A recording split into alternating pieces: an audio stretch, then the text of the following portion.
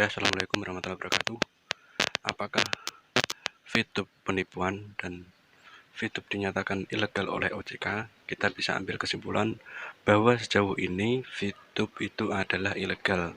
Selain OJK sudah memasukkan VTube ke dalam daftar intensitas yang dihentikan dan situs resminya juga sudah diblokir oleh Kominfo, ada beberapa kejanggalan dalam sistem bisnis aplikasi VTube yang membuat banyak orang ragu dengan bisnis yang ditawarkan. Nah, untuk sobat yang masih bingung apakah VTube itu resmi atau ilegal, jawabannya adalah ilegal. Sejauh ini lembaga terkait masih menyatakan VTube itu adalah ilegal. Beberapa waktu lalu dalam wawancara yang dilakukan oleh JNBJ, SBM menyatakan memang ada upaya dari VTube agar mendapatkan izin dan menjadi legal. Namun, ada beberapa syarat dari OJK yang harus dipenuhi oleh VTube untuk mendapatkan izin. Syarat agar VTube mendapatkan izin dan legal. VTube mengajukan perizinan untuk aktivitas bisnis di bidang periklanan. Satgas Waspada Investasi atau SWI dari OJK menghimbau VTube agar segera melengkapi data-data yang dibutuhkan. Tidak hanya itu, VTube juga harus membenahi beberapa hal yang ada dalam sistem bisnisnya agar sesuai dengan izin yang dilakukan atau izin yang diajukan kepada pihak yang berwajib. Yang pertama, menggunakan rupiah dalam transaksi. Seperti yang diketahui, VTube menggunakan poin yang disebut VP dalam transaksi bisnisnya.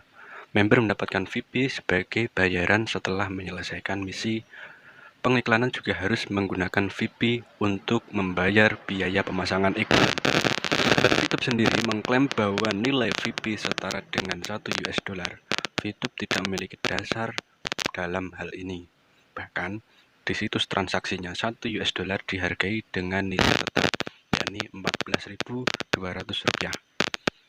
Berbeda dengan kurs US dollar yang nilainya mungkin berbeda setiap harinya. Ini yang menjadikan ragu untuk kita semuanya. Jika ingin mendapatkan izin, VTube harus menggunakan rupiah sebagai alat tukar yang diakui oleh Indonesia dan sistemnya. Yang kedua, menghilangkan sistem referral. Perizinan yang diajukan VTube adalah untuk bisnis di bidang periklanan. Perekrutan member seharusnya sama sekali tidak ada hubungannya dengan aktivitas bisnis yang seharusnya, karena VTube itu harus menghilangkan sistem referral.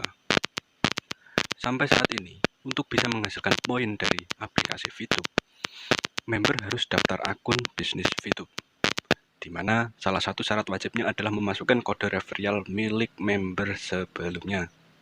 Sistem referral yang terkesan diwajibkan menjadi salah satu alasan mengapa VTube terindikasi bisnis dengan skema Ponzi.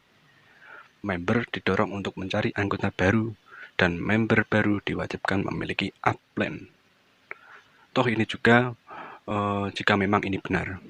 Jika memang ini benar-benar bisnis advertising, tidak akan masalah kalau tidak ada sistem referral. Sampai sini paham ya? Yang ketiga, melarang jual beli VP antar member.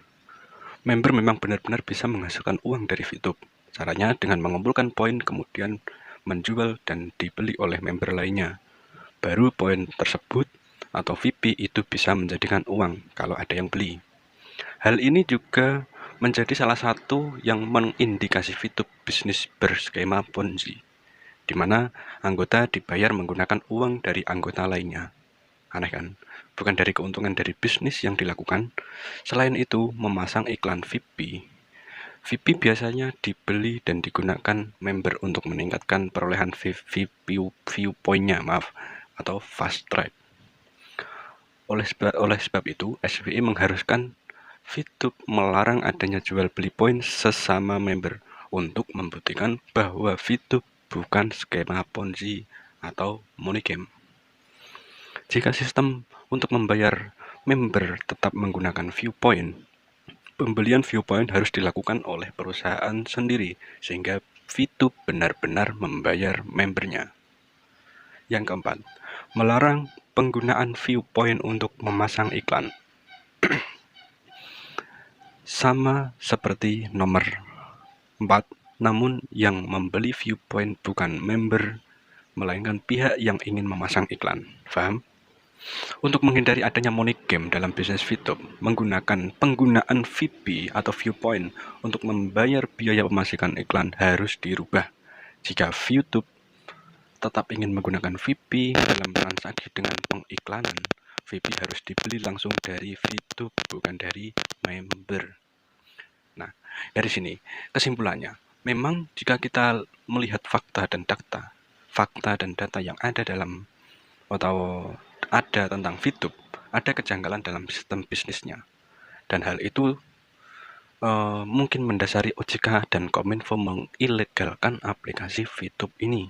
Oleh karena itu, ada beberapa hal yang harus dirubah dari sistem bisnis VTube untuk bisa mendapatkan izin dari lembaga terkait.